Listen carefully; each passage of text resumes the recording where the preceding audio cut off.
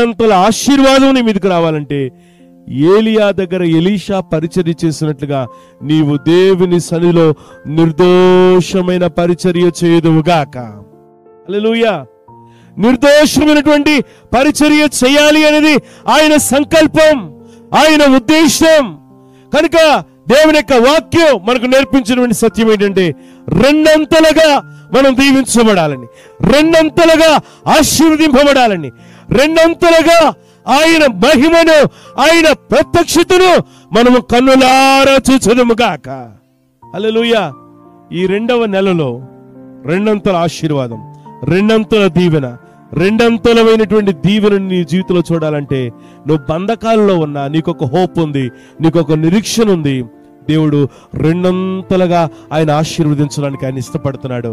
అయితే రెండంతల దీవెన మనం పొందుకోవాలంటే నమ్మకమైన పరిచర్య మన ద్వారా జరుగునుగాక. హల్లెలూయా. నమ్మకమైనటువంటి పరిచర్య మనం చేయగలగాలి. నమ్మకమైనటువంటి నిర్దోషమైనటువంటి సేవని మీరు, నేను, మనము చేయగలిగితే మన జీవితంలో బలమైనటువంటి ఆశీర్వాదాన్ని మనం చూడగలమని దేవుని యొక్క వాక్యం మనకు సెలవిస్తుంది. కనుక ప్రియా దేవుని బిడ్డారా, రెండంతల ఆశీర్వాదం మనం పొందుకోవాలంటే దేవుని సన్నిధిలో ఏలియా దగ్గర ఎలీషా చేసినటువంటి పరిచర్య, ఏలియా దగ్గర ఎలీషా చేసినటువంటి సమర్పణ, ఏలియా దగ్గర ఎలీషా ఉన్నటువంటి దైవిక గుణలక్షణాలను కలిగినటువంటి వారుగా మనం ఉండగలిగితే గొప్ప దీవెనను అనుభవించుదుముగాక.